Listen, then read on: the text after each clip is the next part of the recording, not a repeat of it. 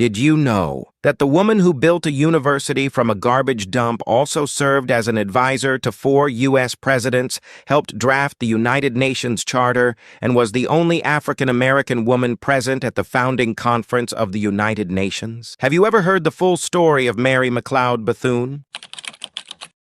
Mary Jane McLeod was born on July 10, 1875, in Maysville, South Carolina, the 15th of 17 children born to Samuel and Patsy McLeod, parents who had been enslaved until the end of the Civil War 10 years earlier. She was the first of her family's children born into freedom. That fact shaped everything about her. Her parents had managed to purchase 5 acres of farmland after emancipation, a rare and hard-won foothold of economic independence. The entire family worked that land. Mary worked alongside them, but she was different in one way that would change everything. She desperately, urgently wanted to learn to read. A Presbyterian mission school opened 5 miles from her home, the only school for black children in the county. Mary was selected to attend. Each day, she walked the 5 miles to school and 5 miles back. Each evening, she came home and taught everything she had learned that day to her parents, her siblings, and the neighbors who had no other access to education. She was learning and teaching simultaneously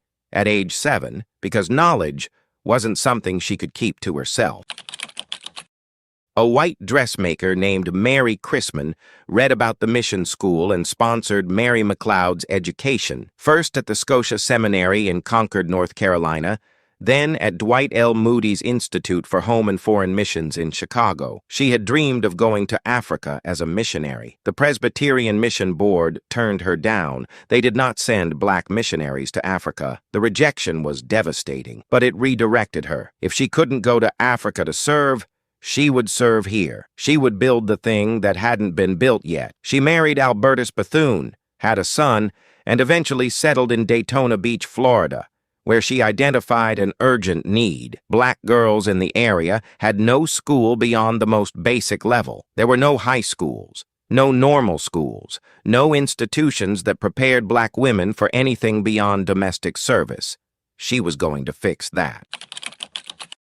In 1904, with $1.50 to her name, Bethune opened the Daytona Literary and Industrial School for training Negro girls. Let's be precise about what $1.50 meant in 1904 and what she did with it. She rented a small house near the dump for $11 a month and began negotiating with the landlord before she had the money. She bought a piece of property that had been a garbage dump. She made pencils from charred wood and ink from elderberry juice.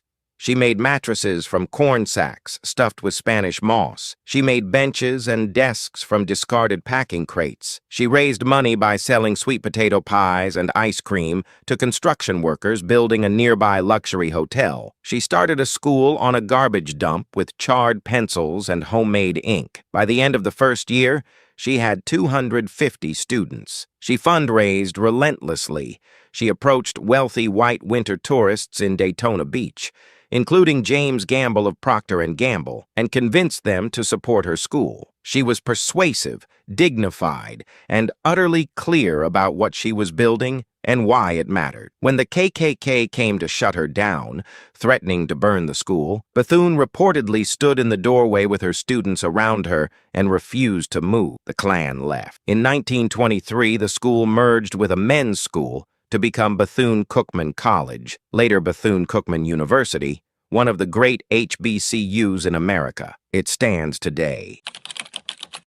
By the 1930s, Mary McLeod Bethune was not just an educator. She was a national political force. Franklin Roosevelt appointed her Director of Negro Affairs in the National Youth Administration, making her the highest-ranking African-American in the federal government at that time. She became one of his most trusted advisors and a member of the informal Black Cabinet, a group of black advisors who pushed New Deal programs towards serving black Americans. She also organized the National Council of Negro Women, founding it in 1935 as an umbrella organization for black women's organizations across the country. It became one of the most powerful advocacy organizations in American history. She advised Roosevelt. She advised Truman. She was a presence that 4 presidents could not ignore. April 1945, San Francisco. 50 nations gathered to draft the Charter of the United Nations, the new international institution that would, theoretically, prevent another world war and protect human rights globally. The NAACP was given consultative status at the conference. Mary McLeod Bethune was one of 3 black consultants who attended. She was 69 years old. She was the only African-American woman present at the founding of the United Nations. She pushed for the inclusion of language on human rights and the rights of colonized peoples, language that became central to the UN Charter and that laid the groundwork for international human rights law. A woman who started with $1.50 on a garbage dump in Florida sat at the table when the international architecture of human rights was being designed. And here's why this story matters: the full arc of a life that refused every limit placed on it. Mary McLeod Bethune's story is a complete arc of Black American achievement and Black American persistence, from the child of formerly enslaved parents walking 5 miles to school to the woman advising presidents and shaping international law. Every step was harder than it should have been. Every door required more force to open than it ever should have. She is buried on the campus of the university she built on a garbage dump. A statue of her stands in Lincoln Park in Washington, D.C., the first statue of a Black American or a woman to be placed in a public park in the nation's capital. $1.50. A university, 4 presidents, the United Nations, and a statue in Washington where a Lincoln statue used to be. Follow us for more hidden Black history on Michelle Duffy TV. Like and subscribe, because these stories deserve to be told. Please comment. Did you know Mary McLeod Bethune was at the founding of the United Nations and built a university with $1.50? This woman's full story should be everywhere. Share it. We don't glorify injustice, we reveal truth, so history can't repeat itself.